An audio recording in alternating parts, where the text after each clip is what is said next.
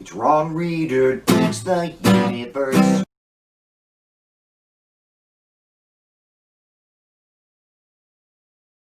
I'm Ron Reader, and this is Ron Reader Digs the Universe. And tonight, our weird, warped political spectrum. Would you believe me if I told you I'm a moderate? I really am. By the political standards of all industrialized democracies besides the US, I am a moderate. The crazy shit I assert on this show week after week, it's all totally mainstream. They're not here. Here, I'm a far left radical. I'm fucking Vladimir Lenin and I'm Chairman Mao. How the hell did we end up with this lousy state of affairs?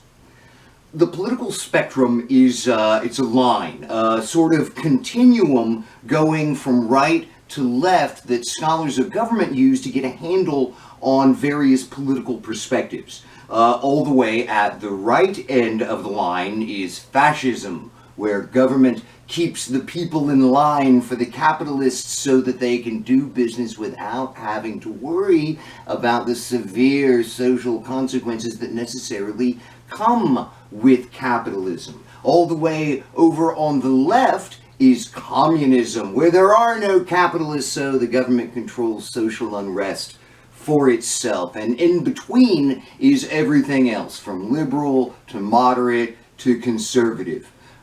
Anarchists and libertarians are in the mix too, and there's another way of graphing out political positions that uses an XY axis, but I'm not going to talk about them today. Let's just keep it simple.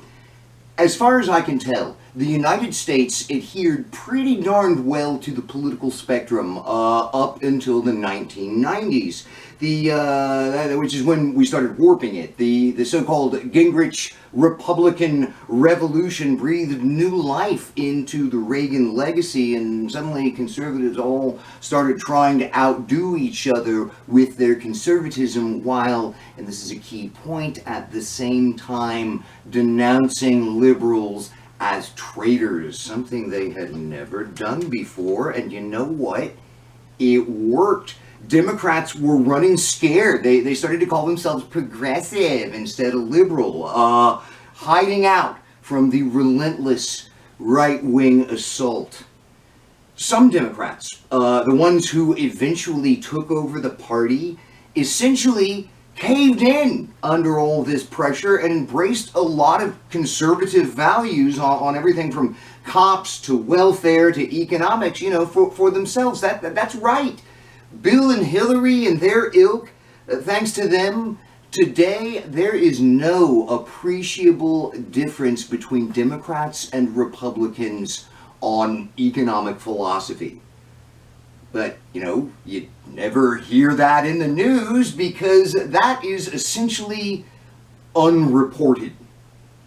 So, over the years, the right has just kept on moving right, always followed by the Democrats, leaving the actual left totally locked out of mainstream politics.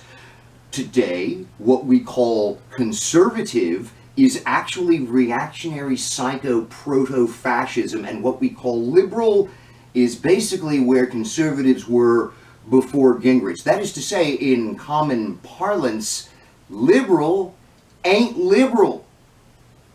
So why exactly is this a problem that, we've sort of realigned all the words for liberal and conservative?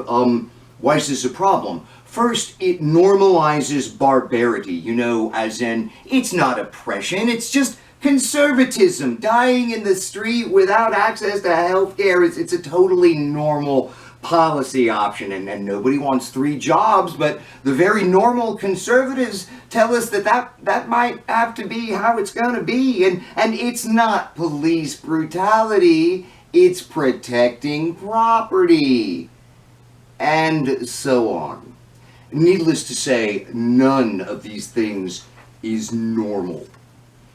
Second, it renders the actual left and its ideas totally invisible, which leaves our vaunted marketplace of ideas running at only about 50% capacity. I mean, if Biden is supposed to be a radical, then what's Sanders?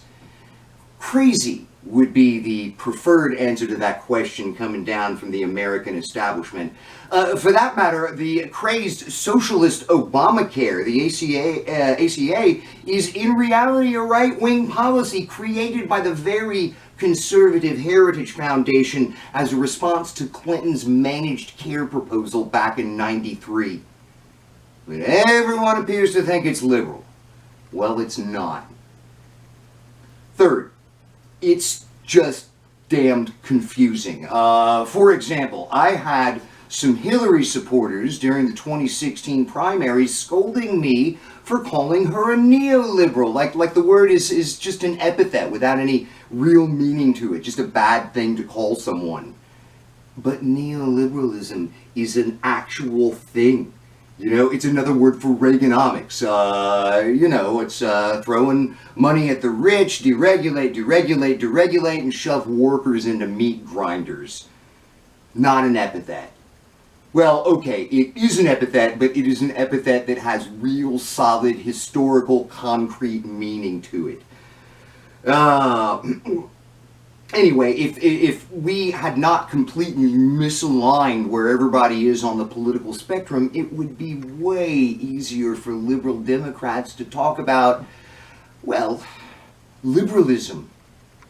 We really need to repair this warping of how we position political views, but if we hold on for just a few more months, it might very well repair itself. I am hearing talk that Biden might go full New Deal once he's in office, and if New Deal attitudes become mainstream attitudes as they did in the 1930s, then we will have successfully returned to a much more reasonable understanding of what politics is all about in this country. Liberals will be liberals again, and conservatives will be unmasked at last as the inhuman monsters they are, just like in the 1950s. I'm keeping my fingers crossed.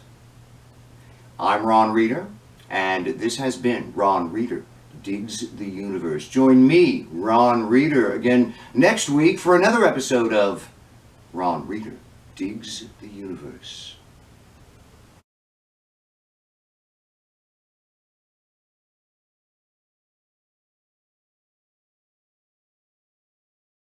Liberals will be liberals again.